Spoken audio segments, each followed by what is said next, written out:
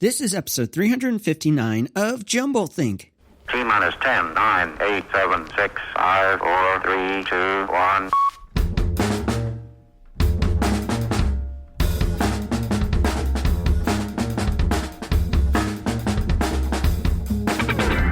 Welcome to Jumbothink, where we interview dreamers, makers, innovators, and influencers all about their journey of turning dreams and ideas into reality.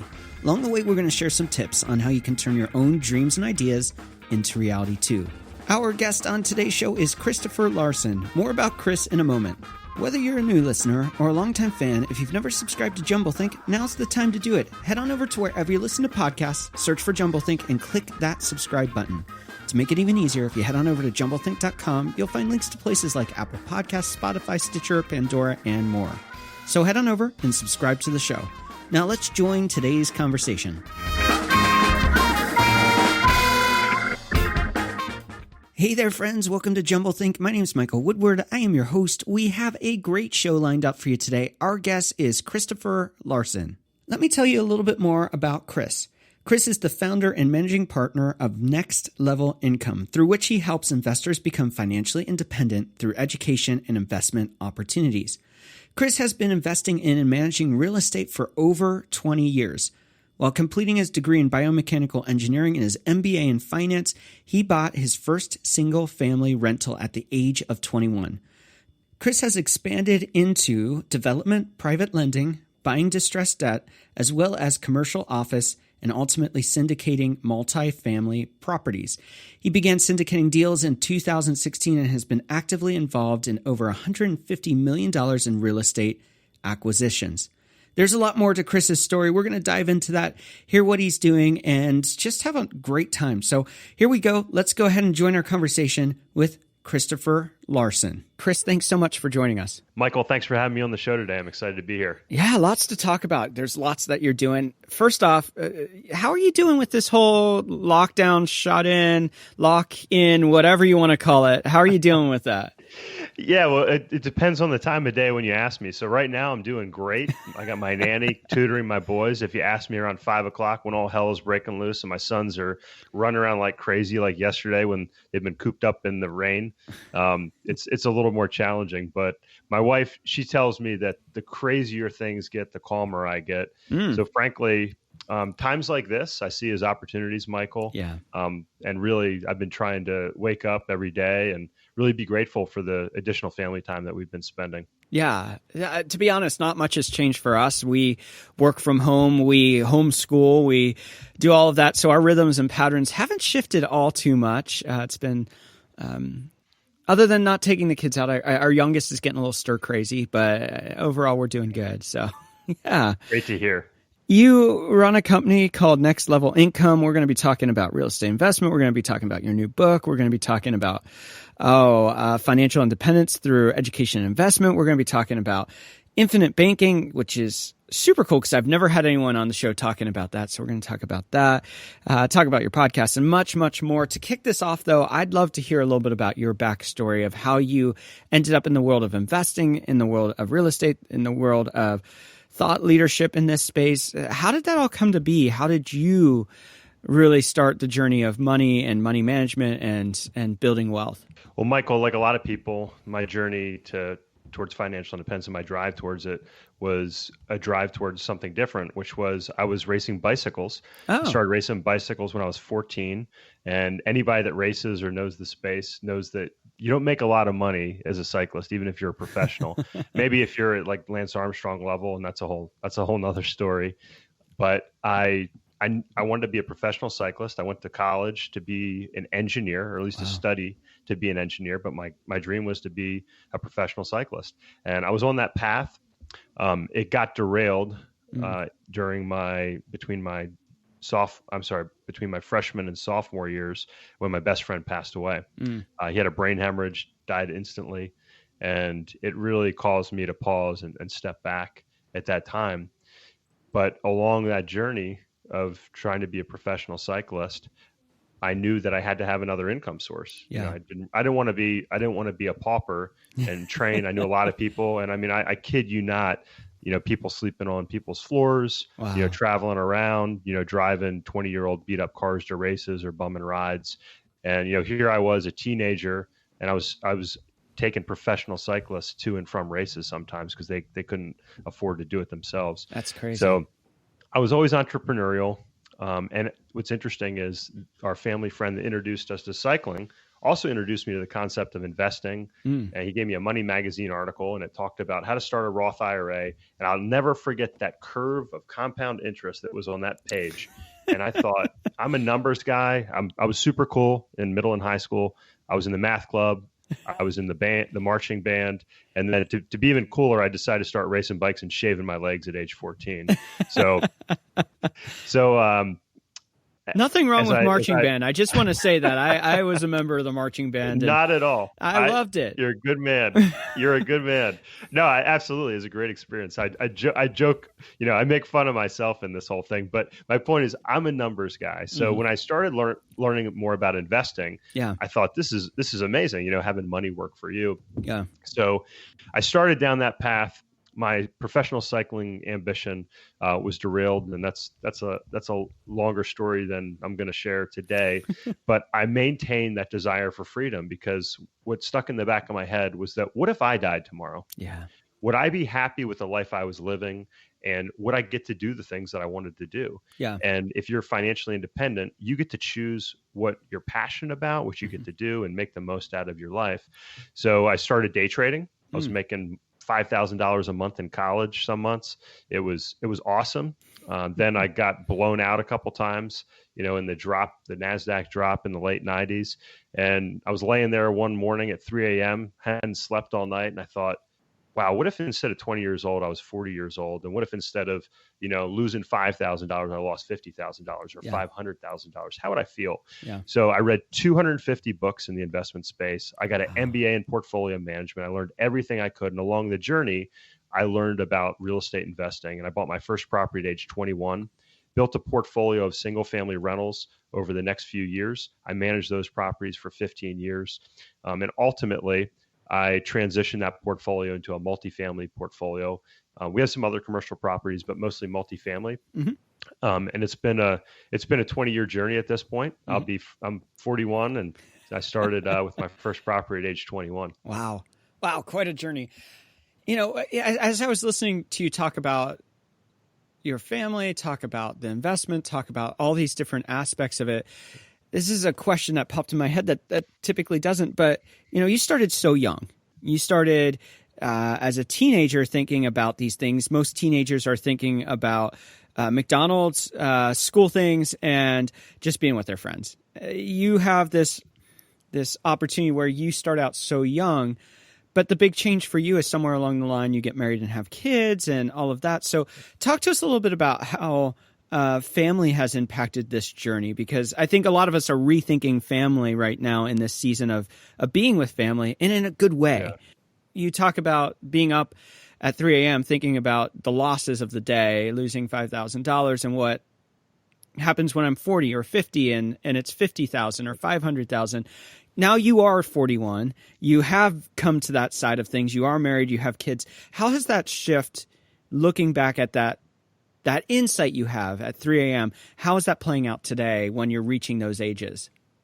Great question. And during this COVID-19 crisis, as we're recording this right now, we're fortunate that we have not faced big losses like a lot of people that were heavily invested in the stock market, because we have the bulk of our wealth in safe vehicles. You mentioned like infinite banking, and we can talk more about that. But taking a step back, you kind of asked like, what, maybe like why, kind of how you thought through this process. And I tell people I'm lucky because I had certain experiences in my life.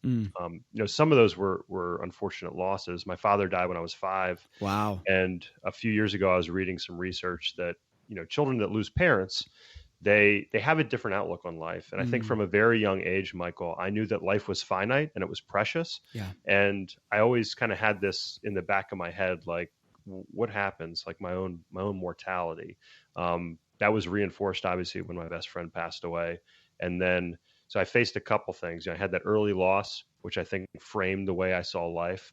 I had that really impactful loss of my best friend who was like a brother to me in college, which is, as most people know. I mean, you come out of college, you listen to the same music after college, you probably have the same haircut after college. Yeah. You have a lot of the friends that you had in college. You probably married somebody that you met in or near college. So it's a very impactful time. But the last time that really hit me and made me reanalyze, and I write about this in my book, which is when my mother passed away right after my second son was born, and it caused me to analyze what I was doing with my life, much like when my friend passed away. Yeah, and it really made me question, was I making the right choices in my life? Was I happy with my career? Because I had my head down. I was working the medical device field on call. Sometimes, I was on call for 7 months at a time at one point. Wow. 7 months straight, without a day off. And, it made me think, okay, is this really how I want to be living my life as a husband, as a father? Yeah. So at that point, and that was now, we're going back about 8 years, that I really stopped and analyzed and made some really conscious choices. And during that time, it was when I analyzed and retooled my investment portfolio to be more stable, be more passive, and allow me to have more time with my family and more stability so that I could be more present. And I think that's the key in all this is what you're doing. Are you present? Are you enjoying the here and now? Because I don't think we can really be happy if we're not fully present. Well, and I think that that's an interesting perspective, because when I hear you talk, I hear that a lot of your worldview is based off of loss, off of reassessment, off of reevaluation. And in some ways, this isn't, for most of us, this isn't impacting our lives in the life and death aspect of COVID-19. For some, it is. But for a lot of people, it's maybe the death of their job. It's the death of the lifestyle that they had, and they're taking this time to reassess. And I'm excited because I think it's a gift for a lot of people to have this. And it sounds like for you, grieving and processing your loss was a gift in a painful way, but in a way that allowed you to build the lifestyle that you really wanted. Yeah, I think that's right. I think that's how I've always kind of processed it, Michael, is I've said, okay, you have two choices, and my mother told me during a particularly difficult time in college, she said, you said to me, Chris, everything's going to be okay. And that ultimately, you'll be better for it. And those words always sit in the back of my mind. So whenever I face a tough challenge, whether it's a small thing on a daily basis, or it's a large challenge, with a failed partnership or something like that, I always think, okay, what can we learn from this? We're going to get through this, and we have a choice to either stay on the ground and wallow or get up and, pick ourselves up and be stronger for it. Yeah. Love that. We're going to start pivoting towards the end of this first segment, but before we do that, there's a lot that you have going on. You just released a book, Next Level Income, How to Make, Keep, and Grow Your Money Using the Holy Grail of Real Estate to Achieve Financial Independence. You have a podcast. You are doing a lot. So walk us through Next Level Income and all the things that you're doing and creating there. Happy to do so. Yeah. So Next Level Income, if you go to our website, we say we put investors first through education and opportunities to achieve financial independence. Yeah. I'm going to pause you there. You say we. Who is the we in the we? Yeah, so I have a partner on our podcast, Caleb Wellborn, and we founded that podcast a couple years ago to help curate information, because what I found, Michael, was, I was working with investors. I formed my first partnership and started syndicating deals after that in 2015. Wow. And, it's easy to say, hey, I'm going to provide information for investors, but every month and then week and sometimes every day, I was getting people that would reach out to me and say, hey, Chris, I'm 20 years old, I'm 25, I'm 30, maybe I'm 50. Yeah. How do I get to this point? How do I achieve financial independence? And I was writing out emails and I thought, man, it'd be good to curate some of this information. So I started writing articles, and Caleb and I came up with the idea of doing a podcast to help curate the information, to help people along their journey to help be more successful and make more money, which is step one in what I call the next level income strategy. Step two is how to keep more money. So, for a lot of people, taxes are the biggest expense, and we have tax strategists come on the show. We also teach a specialized form of utilizing life insurance, which Okay. some people call infinite banking. We just Okay. launched a podcast and a webinar on our website. So you can click on the banking website and learn more about that. It's something that can help people take control over the money that's flowing through their lives in and out. Yeah. And then ultimately, we have opportunities. If people are interested and qualify, they can join the Next Level Income Club and have access to the opportunities that we provide out there. And this is a carefully curated group of operators that I've personally worked with over the years. And I help people have access to the same types of opportunities that I use personally to achieve financial independence. Super, super cool. So as we wrap up this first segment, 3 questions we always ask. The first one being, how do you find purpose in what you do? So I have a mission to help people achieve financial independence, Michael. And it's always a pleasure to hear investors' goals and their whys of why they want to achieve that. And I personally believe that if you have financial independence, you'll ultimately spend the time on what you're most passionate about and bring the most value to the world. But when I look in the mirror and say, okay, what am I doing today? Yeah. I always ask myself, would my 2 sons, 8 and 10, be proud of what their father's doing? Yeah. So that's how I find purpose on a daily basis. It's really easy to look at my boys and think that. What is one challenge you're currently working to overcome? Well, I think we're all going through the COVID-19 crisis. And, despite having some things set up that have helped us manage this, to say that this hasn't impacted us would be crazy. So, I think in particular, trying to figure out how to effectively communicate when you're distanced from individuals and maybe you're used to sitting down for lunch and having a conversation with somebody. Maybe, you're touring a property, for instance, and trying to do a due diligence tour. Like, how do you do that if you're not allowed onto the property or you can't be with your team? Right. So, using technology and communication really is coming to the fore in what I'm trying to improve upon on a daily basis. Super cool. And finally, what is the next big dream, idea, or goal that you have?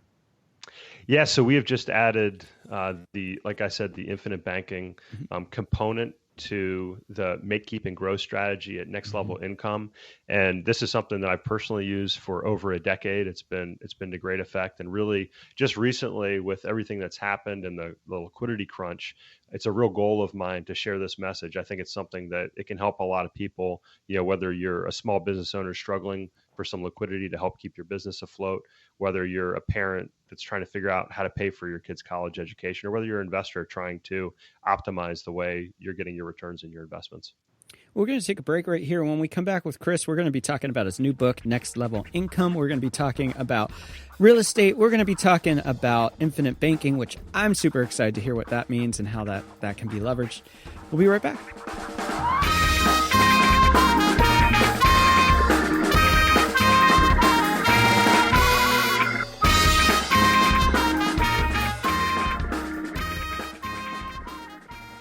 Chasing big ideas and dreams is a lonely journey, but it doesn't have to be. Where do you find a community of dreamers and idea makers just like you? Well, here at Jumbothink, we wanted to help. That's why we launched the all-free Jumbothink Facebook group. This group is a place where you can come and share your struggles, celebrate those victories, and chase those dreams with other people just like you. Best of all, like I said, it's completely free. All you have to do is head on over to jumbleThink.com/group. That's jumbleThink.com/group, where you can join the conversation, dream together with other dreamers, and see those dreams and ideas become reality. So go join the Facebook group now and start dreaming with other dreamers just like you. Now let's return to today's conversation with Christopher Larsen.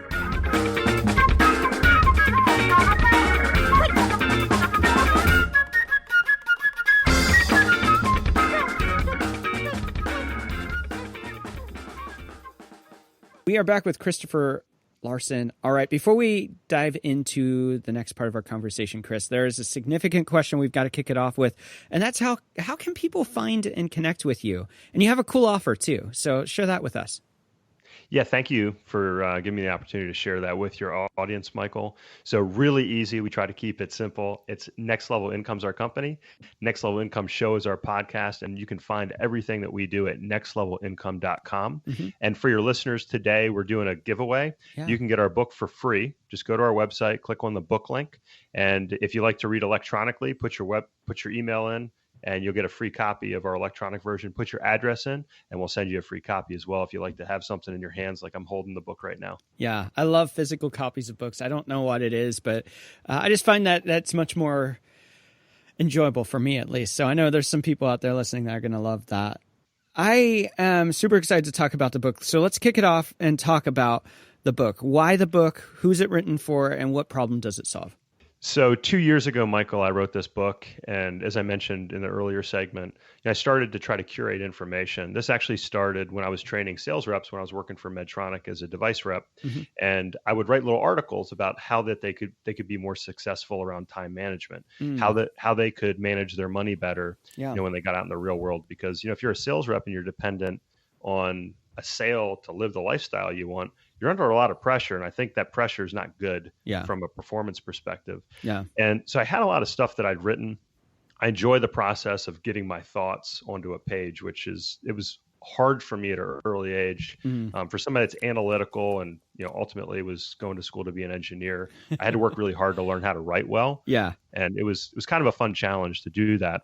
So my partner on the podcast, Caleb, suggested I write a book a couple years ago. And I thought, I'm like, man, do I have what it takes to write a book? So I outlined it, and I committed to myself that I would wake up every morning and I'd write for 60 to 90 minutes. So I'd get up 5 a.m. first thing and write for an hour. And 2 weeks later, I sent Caleb the first version of the book, and we edited it and put it out as a PDF that people could download. But there's been a lot that's happened over the last couple of years. So I wanted to update the book. I added a chapter on what I call utilizing an opportunity fund, which, we talk about how to use infinite banking for that concept. We put that in the book.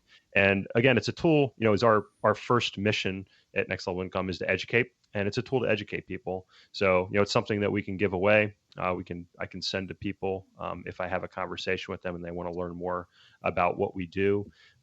But also, I think it's a great time to look in 2020 at what the next decade brings. Yeah. And I wanted to make sure that I had some updated statistics in there, along with some of the things that I talked about adding as well. So you mentioned some of the things that are talked about in the book. How can people, what kind of outcomes, how does this impact people's lives if they actually start using these strategies? Well, hopefully it impacts them in a positive way. So first off, you can learn more about my story. I know we've shared a little bit about it now, and I've had people that I've been friends with for years read it and say, wow, I learned so much about you that I didn't know. And, sometimes I've shared a lot on this podcast that some of my friends don't know, because you don't walk around and share some of the things that you've experienced in your life. But I think it's helpful when you're looking at somebody, to kind of understand why they do what they do. A lot of people ask me, why do you do this? Why do you do that? And I feel like I have this mission, and a lot of it comes from the experiences that I've had. So if you know me, you can learn more about me. If you're starting out in life and you say, well, I don't have the ability to invest in a deal, I don't need to read that book or learn about that, I start the book off with some strategies about how people can better manage their finances and point you to some resources. And, one of the chapters in here is chapter 2, Stop Trading Time for Money. Yeah. And it talks about moving from active to passive income. But the question I ask under that title is this scalable? And I think that's something you can ask in any area of your life. Are you being as efficient as possible with what you're doing? If you're trying to help people, how can you help more people? If you're trying to, be a better parent, how can you spend more time, with your family? And sometimes putting systems in place, which, doesn't seem very sexy, can be very effective. Yeah. And, I love the saying, discipline equals freedom. I think it's Jocko Willink that says that. But the more disciplined you are, with your time, the more freedom that you have with your life. And then if you say, hey, I'm listening, I'm an investor, I'd like to learn why do you call multifamily the holy grail of real estate? It's a pretty, it's a pretty powerful statement. Right. And I took that term from Ray Dalio, who says getting increased return with decreased risk is the holy grail of investing. And I believe that multifamily is the best risk-adjusted return out there when it comes to real estate. But I talk about why I believe that. And I also talk about what I did for 15 years before I started investing in multifamily. So if you're an investor, if you're thinking about going into real estate, I was talking to a young man yesterday who's about to make his first real estate investment. You can learn from some of my mistakes and hopefully not repeat them. And it helps you become more successful in your journey. Now, here's the deal. I know some people listening, they're going to be like, I don't know, real estate seems like it's overwhelming. Seems like there's a lot of moving parts. I don't have the money for that. So I guess two questions out of this. One is, are these strategies something that anyone can apply to, or is there a pre-qualifier of some kind of level of affluence or some level of sophistication of understanding real estate that matters? And then the second thing is let's say a person goes, I'm just not interested in doing the real estate thing. Can they still take something away from this book? Absolutely. So first off, you're right, Michael. Like, this isn't for everybody. Yeah. And even if you're accredited, if you on paper would qualify to join one of these investments alongside our other investors, that doesn't necessarily mean you're a good fit for what we do, and that you're going to be a part of what we call the Next Level Income Investor Club. That being said, so your question is, okay, so you think about real estate, it's overwhelming, or maybe you still have vivid memories of the 2008-9 crash and what happened after that. I talk about how multifamily is protected from a lot of that because of the fundamentals of this. We have a way that investors can invest with us. It's very passive.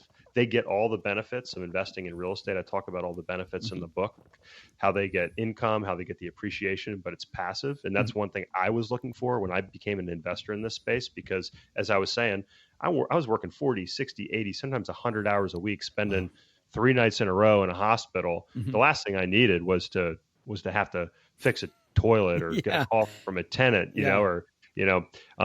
and then, also for high income earners, a big headache they have is taxes. And I talk about how this is a very tax efficient vehicle. But even if you hear all that and you say, this isn't for me, you read the book and you say, that isn't for me, it's a short read. Most people can read it in an hour or two. Oh, wow. And you can learn a little bit about that space and whether or not it's a good fit for you.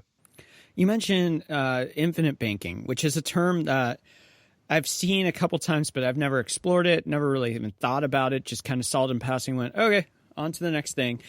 Talk to us about what infinite banking is. Yeah, so infinite banking is a term coined by Nelson Nash, and he wrote a book, and I reference this in the resources of our book. It's called Becoming Your Own Banker. And what infinite banking is, it's a way to use whole life insurance, and that might freak some people out, but whole life insurance in a specialized way that accumulates cash value very quickly. So a couple things. One, I worked for State Farm about 20 years ago when I was finishing my MBA in portfolio management.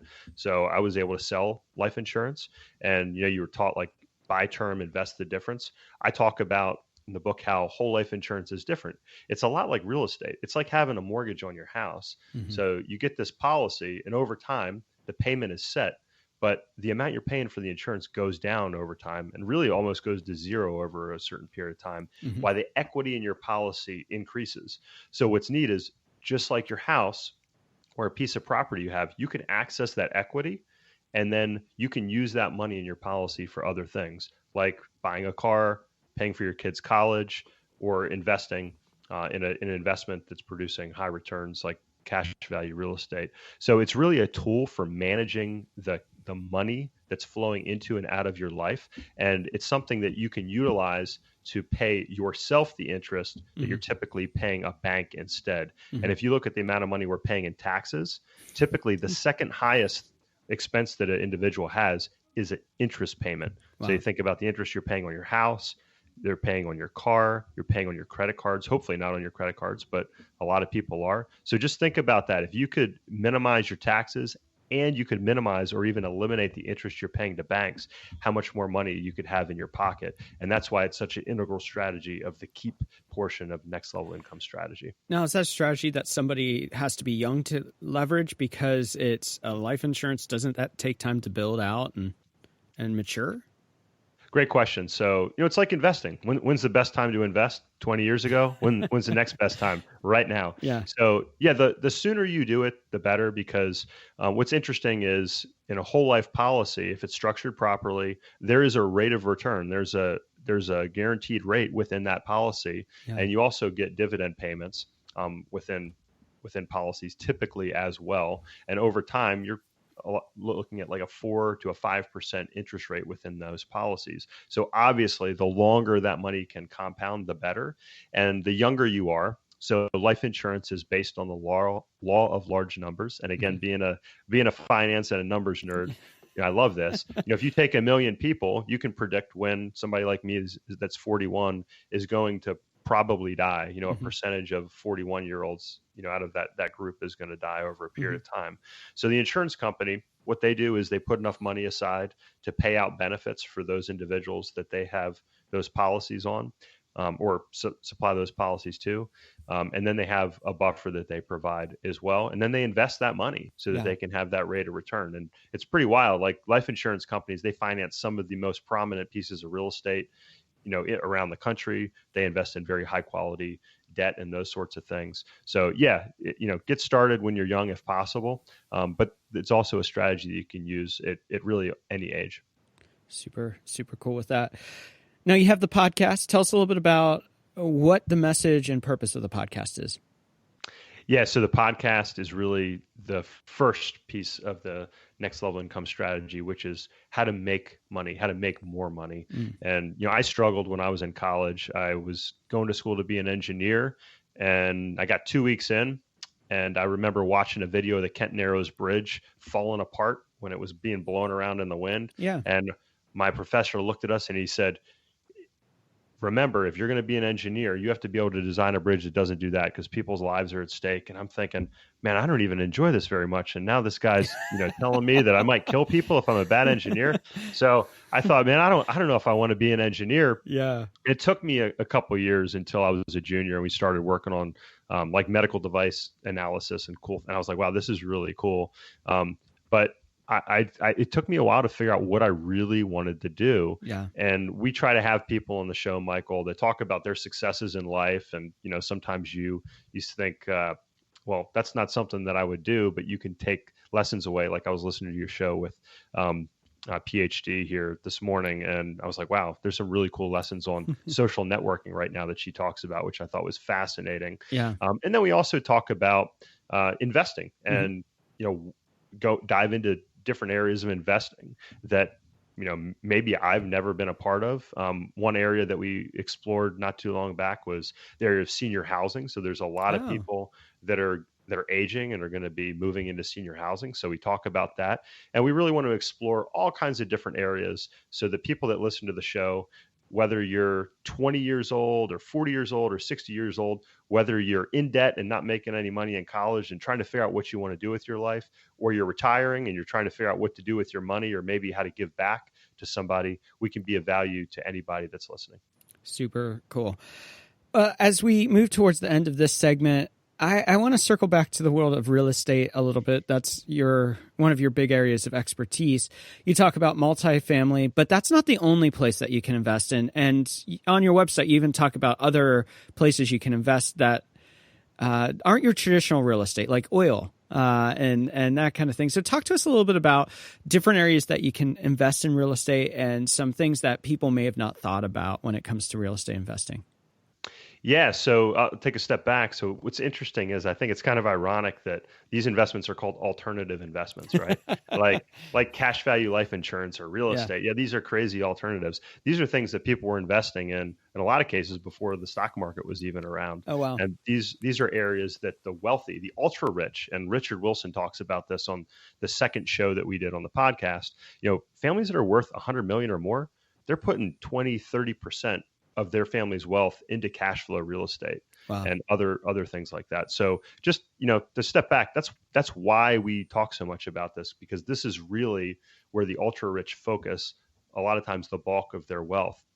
So yes, I've invested personally in multifamily, single family, distressed debt, commercial office, oil and gas, and we try to share those opportunities with other people that are interested. And, I'm not a financial advisor. I don't tell you what you should do with your money. I simply provide opportunities that you can decide whether it's a good fit for you. But let's take oil and gas. Oil dropped down to, it was $11 just yesterday, I believe.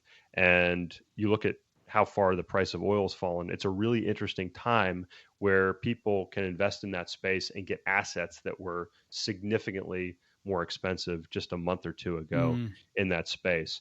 Some people might be listening and say, well, that's not really for me. I don't believe in fossil fuels. I drive a Prius. For the record, I owned a Prius, or maybe I believe I want to invest in solar panels, and that might be something we explore in the future. Yeah. For the record, I had solar panels on the house we just sold. Yeah. We're in the process of building a new house. So I believe in all those different things. We try to show different opportunities that are interesting from an investment perspective, but most things that we offer are going to be cash flow positive. They're going to offer the opportunity for appreciation, and they're also going to offer tax benefits, which all have kind of that real estate characteristic that multifamily does as well.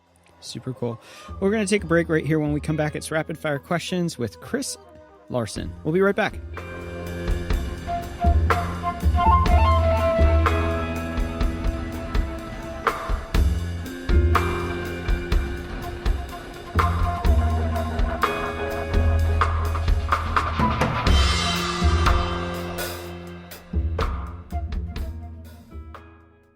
If you're enjoying today's conversation, I encourage you to check out more of Jumbothink. With over 350 episodes, there's a conversation that's perfect for you. Whether it's a conversation with a top actor, an athlete, an entrepreneur, a startup founder, a business owner, or like today's conversation, a real estate expert, we have more conversations that you're going to love. Head on over to jumbleThink.com or your favorite place to listen to podcasts. Search for a show or an episode that you want to hear. I can guarantee there's more conversations just like today's that are going to encourage you, challenge you, and push you to dream bigger. So make sure to check out more of the Jumbothink show. Head on over to jumbleThink.com or your favorite podcast app and make sure to tune in to more of the show. Now let's dive into rapid fire questions. Levez seulement le bras pour mettre l'aiguille sur le disque. Mettez le contact. Reposez votre bras. We're back with Chris Larsen. Before we dive into rapid fire questions, I need to know, you're building this new house during coronavirus and that's kind of, not expected. I'm sure you weren't going, hey, I'm going to build a house and have a crisis pop up in the middle of it. Nope, definitely did not plan for that, Michael. No, you didn't go, oh, there's going to be a virus that breaks out. You didn't see that? I mean, not quite. No, none of us did, of course, but you've been in transition a lot of times. And I think one of the big lessons that entrepreneurs can bring to the table during this time is there's a lot of people facing fear, hopelessness. They're overwhelmed. They are undersleeping. They are overeating. There's a lot of things going on right now. As an entrepreneur myself, I understand that we face adversity every day. We face problems that seem unbeatable and or overwhelming, and you have to really quickly as an entrepreneur be able to face, address, and move past fear. So if somebody's listening right now and they've maybe lost their job or they're just uncertain about these times, as an entrepreneur, as a person that faces these obstacles and has to overcome these, what would be something you would tell them? So I think it's always a challenge during these times, like we were talking about, kind of like the analogy of getting knocked down, to kind of close up, to hunker down and to just think about the worst. And, I think about being in a cave without a flashlight. It's so scary when you don't know what's going to happen. And, I've laid in bed in the past month and thought, what is going on? Like, what's going to happen? It's easy to go down that path. So my advice is during these times, you have to think about what you can control. Control what you can control. It's a time to go back to the fundamentals. And whether you're an athlete whose season has been put on hold, what do? You go back to the fundamentals. You go back to training. You focus on your training. I raced bicycles for 2 decades. You can't control what's going to happen during the race. You can only control your training leading up to that. And then you have to execute on the day that it happens. So focus on the fundamentals. And also one of the things I started doing a few years back was keeping a gratitude journal. There's a great little tool. It's called the 5-minute journal. Okay. So if you're having a hard time, if you're going through a challenging time in your life, I'd suggest picking it up. 5-minute journal. It might be a few bucks on the App Store, $5 or $10 or something like that. Or you can just write it out. Get up and every morning, write down 3 things you're grateful for in the morning. And then in the evening, before you go to bed, put yourself in the right mindset, turn your screens off, take a break, take a few deep breaths, and write down 3 great things or things that you're grateful for that happened that day. Start the day with a positive, grateful mindset, end the day. And I think that's something that'll help you get back to baseline and focus on the good. So here we go. Rapid fire questions. As a child, what did you want to be when you grew up? I always said I wanted to be a scientist, which I don't know if I knew what that was at the time, but I always thought it was really cool. In science class, learning about animals and space and all that different stuff. What is one tip you'd give someone with a big idea or dream and they don't know where to start? Find somebody that looks like what you want to achieve or has achieved success in what you want to do and reach out to them. And don't hesitate. It's amazing. People that have been successful, if you reach out to them and offer to take them to lunch or have a phone call, typically they will be happy to share their experience. And I'm one of those people. So if you're hearing something today, reach out to me. I'm more than happy to talk to you and share my experience and help you on your journey. What is one change you'd like to see in the world? Wow, that's a big one. I got a lot of a lot of things that I can go there. Yeah. I think that the more we focus on really personal responsibility is a big thing.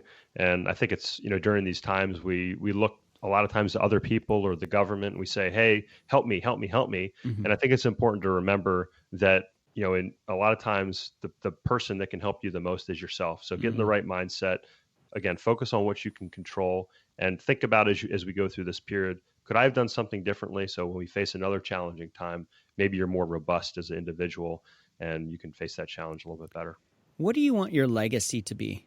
I always, like I said earlier, I always want my sons to be proud of what I did. Yeah. I'm really impressed by fathers who have children that grow up to I'm always impressed by successful people who grow up and they have children that are also successful, respectable individuals. So my legacy would be not just my family and the stuff that I've shared, but it would be what they pass on to their next generation.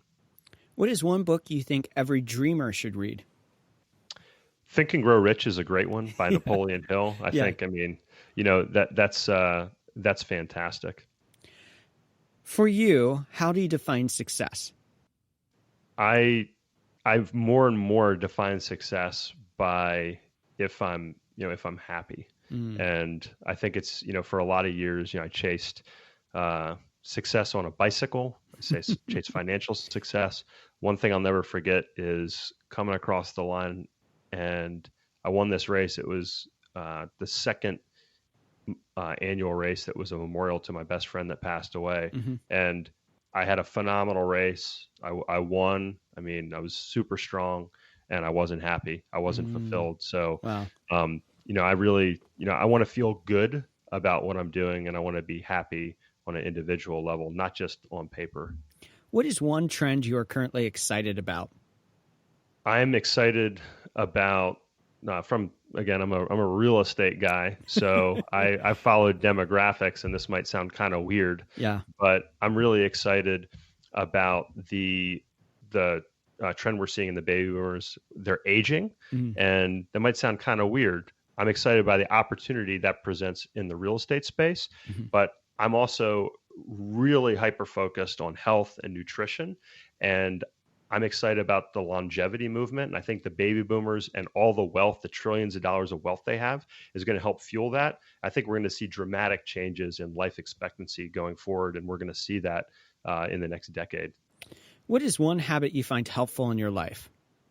I meditate every morning. Okay. I've been doing that for, it'll be 4 years. Wow. And I'm kind of like a race car whose pedals down and is revving. And if you start off with the pedal down, the wheels just spin and you don't go anywhere. Yeah. So in the morning, I try to get the RPMs down. I try to calm myself down and then focus my brain on the area of maximum possibility. What is one thing you wish you would have known when you first started out? When I first started out, I'll go back to racing my bike. And, I talked about when I was racing in the 90s, and a lot of people that have any knowledge of cycling at all know about, the drug epidemic that, flew through cycling. But I wish I knew, when I was that age and then in business, that sometimes there's people that are unscrupulous. They're going to cheat. And I wish somebody sat me down and said, hey, Chris, like, this is what's going to happen, but you can't let that affect you. And that's what I try to teach my boys, whether it's in sports or business or life in general, there's always going to be somebody that's willing to cut corners or do something that is against the rules. And that's okay. You don't have to do that. You can follow your own path, and ultimately that's going to be more fulfilling. If you weren't doing what you're doing today, what do you think you'd be doing? Well, let's say I didn't get married and I didn't have a family. I always thought it would be super cool to work on Wall Street in the financial world. Yeah. And to scratch that itch, I love reading Michael Lewis. Okay. I love watching any movie or reading any book about finance or Wall Street. I just finished The Spider Network, which, again, I'm a numbers nerd. It talks about LIBOR fixing. I thought it was just such a great read. I thought it was fascinating. It read like a novel. And finally, what is one dream you're still wanting to fulfill in your own life? Wow. I try every day just to be the best father I can be. So, the dream I want to fulfill is making sure that I am that. And I don't know if I'll ever get there, but I try. As we wrap up, we always like to have our guests have a final thought. So, Chris, what would you like to share to all of us as your final thought for everyone listening? Yeah, well, I don't know if you can hear, but it sounds like my dog is really excited to share that in my little makeshift studio here. Life happens in lockdown, right? But I think that's a great final thought. When life throws you a curveball, just like, we just got thrown here with my dog barking in the background, just remember what's truly important in life. Yeah. And focus on what you can control, take a break, and have a mission that's bigger than you are. So you have that compass that's going to continue to pull you in the right direction. So even if something comes up and knocks you off course, you're going to get right back to it. Chris, thank you so much for taking time out and being on JumbleThink. It's been a lot of fun chatting with you, and we're excited to see what you create in the future too. Michael, thank you so much for the opportunity. I really appreciate it.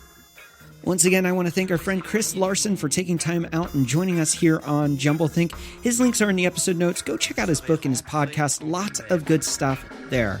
I also want to challenge you today. Sometimes we are limited by our knowledge, and there are opportunities all around us that most of us don't even know exist. This idea of infinite banking, it's something I had never heard about, and I've talked to lots of real estate experts, and I've never heard that term come up.